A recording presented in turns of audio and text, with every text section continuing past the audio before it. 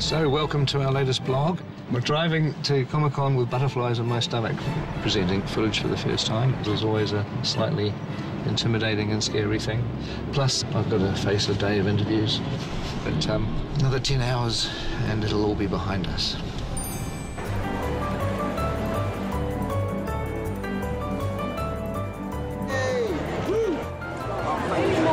So hopefully we'll find Ian and Richard in here somewhere. The Hobbit certainly is more funny. One interview down.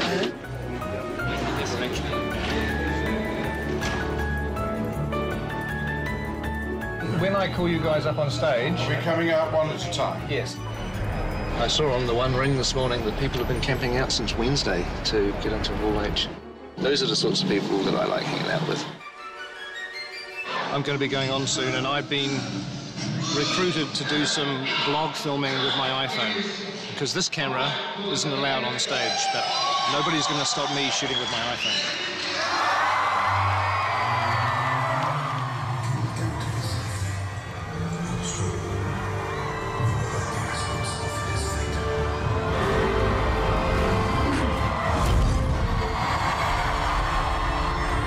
Ladies and gentlemen, please welcome to the stage,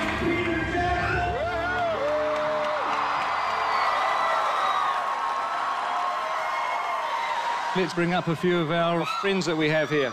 Philippa Boyens, Andy Serkis, Richard Armitage, Martin Freeman, Sir Ian McKellen. We also have a surprise guest, Elijah Wood.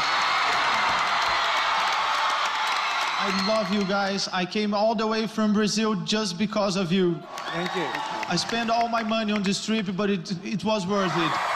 These are the people that we're making the film for, and I'm really happy that it was received in such a great way. I'd just like you to do something for all the people that couldn't be here. Could you just say hi from Comic-Con? 1, 2, 3. Fantastic. No need for a take two. That was bloody good. And so now we would like to show you a little bit of what we showed the audience in Hall H.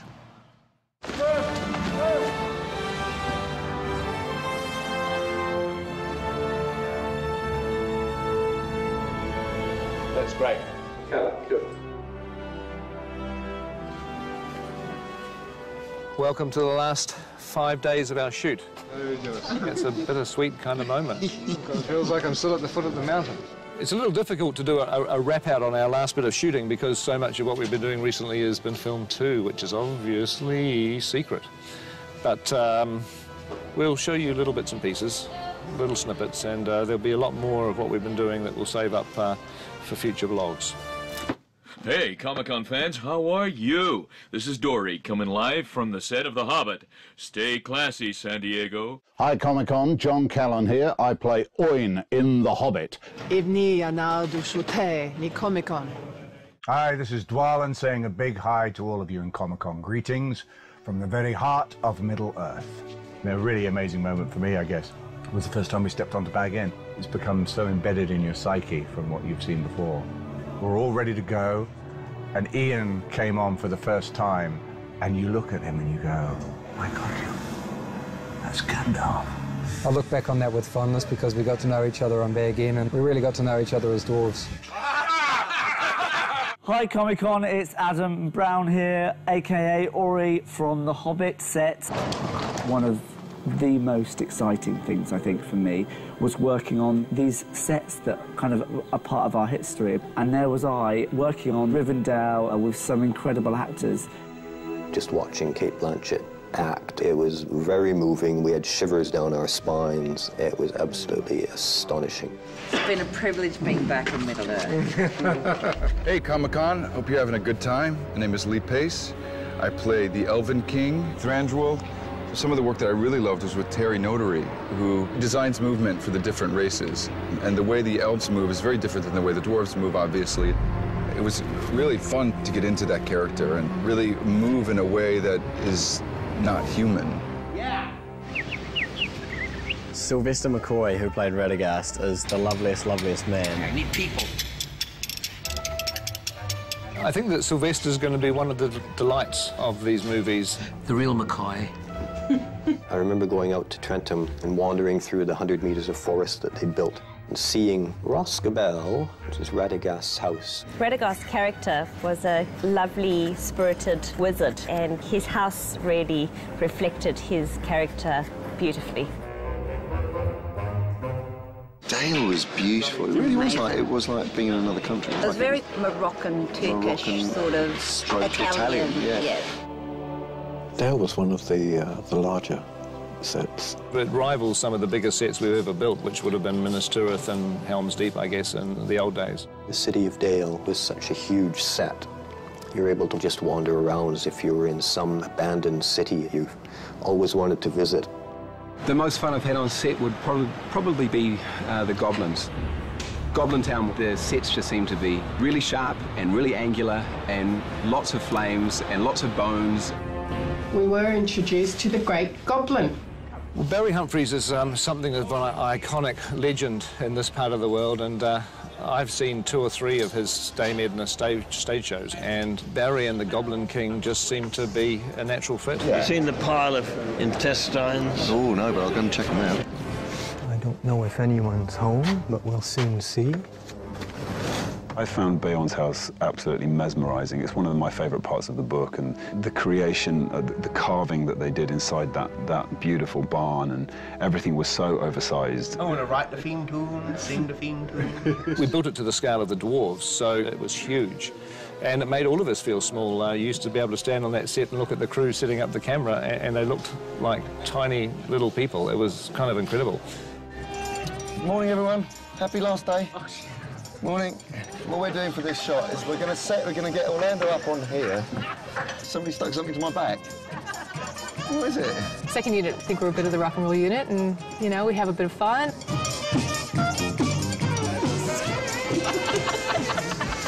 Greg's shorts, I think. Yeah. Just loop it, bro. Just loop it. No problem. I'm disturbed. It's like an 8-year-old schoolboy. What do you mean it's like an 8-year-old schoolboy?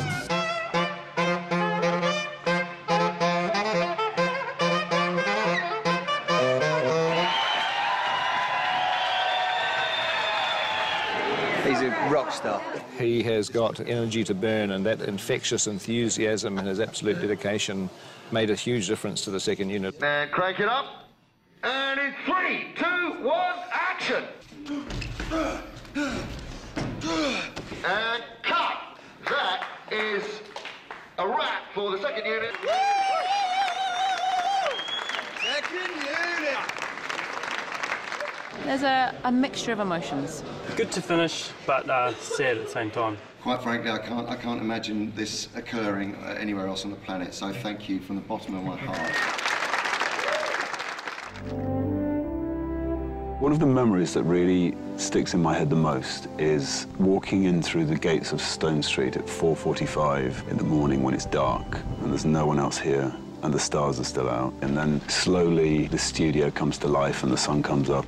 I saw a lot of those days. You're going to be getting up at 5:30 in the morning for a year and a half, at least 12 hours a day. Morning. You literally just wake up every morning and go shoot a movie, and it seems to last a lifetime. This is the kind of movie where it changes everybody's lives. What we do is kind of driven by adrenaline, so we keep going until we collapse. We've got ready about 20 people a day, and that's about 5,000 prosthetic makeups. It's not gonna work, it's not in line. Ow! We're busy, but sometimes we get bored being busy. In the last 18 months, we've probably gone through about 20 litres of glue, about 450 miles of yak hair, hence there are now a lot of cold yaks in the Himalayas somewhere. I've never worked on such a hairy movie. Even I'm sporting a beard now, and I've never had a beard before, so it's obviously sort of rubbing off somewhere along the line. Just the sheer amount of lead characters with costumes. For some reason, they all want to wear costumes. They all want pants, they all want shoes. Made for an enormous amount of costumes. All of these clothes to nearly the back of the truck is Bilbo. For Smorg's Lair, we used so much gold paint, I used everything in Australasia, and we had to get it from Germany. Wunderbar. 22,817,520 feet if we were shooting 35mm like this. And I'm really glad we're not. I'm sure that I've done over 2,500 drawings. I kept my pencil stubs. You're literally doing a drawing one day and then walking on the set a few days later. We shoot a set take it out and replace it for the very next day's shoot. They put up the most incredible sets. You walk in the night before and it's not finished and you think, my God, how are we ever going to be in here tomorrow filming? And yet you walk in 8 o'clock the next morning and it's ready to go. To me, that's probably one of the most gratifying things on this whole picture, that all these people force through impossible odds and create these beautiful things. Wow, look at that. Yes. I'll miss the camaraderie of the folks that we've built up and the cast and crew. You know, we've spent an awful long time together. There's like sort of 12 or 13 of us who have been in a mini army.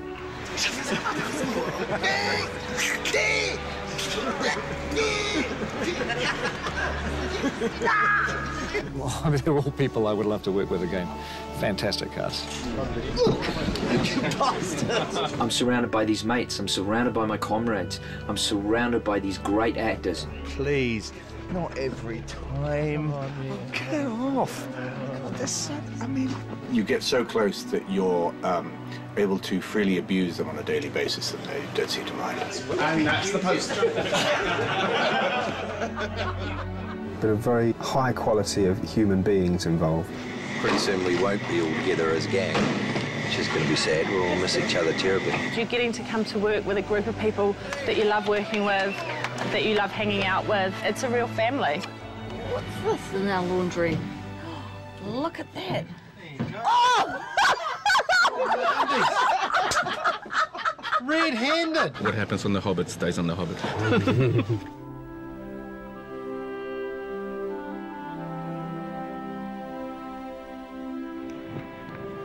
Finishing up in Lakewood today, eh? It's the old, finish with a bang.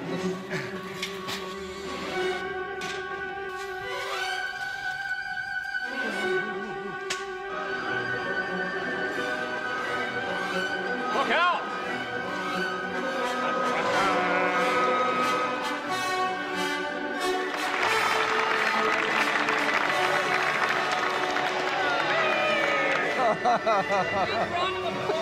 I'm gonna miss you. I'm gonna miss you, man.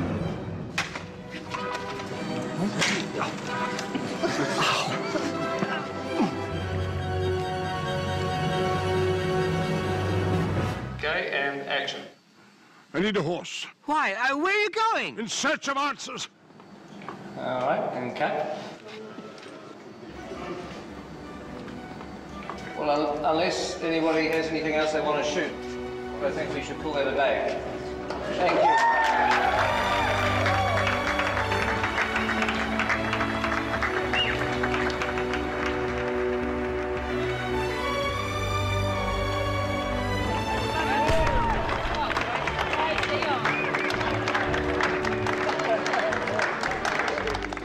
Well, obviously, I just want to say thank you to everybody, an incredible cast, incredible crew.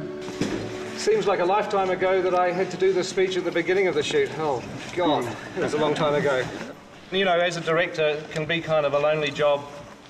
You know, at times you feel like you're by yourself trying to solve problems, but then everybody steps in and suddenly I realise I've got this incredible support and all of you guys have got my back and you're behind me. And for that, I'm incredibly grateful. Thank you.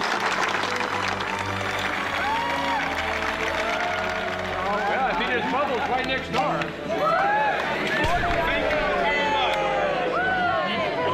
It's been a terrific atmosphere shooting this movie, and I hope the vlogs have in some way given you all a chance to share in that and to experience it for yourselves. And we'll be continuing in post-production. The energy, the environment, everything's going to be very, very different, but it's still got equal amount of challenges. So look forward to seeing you during post-production.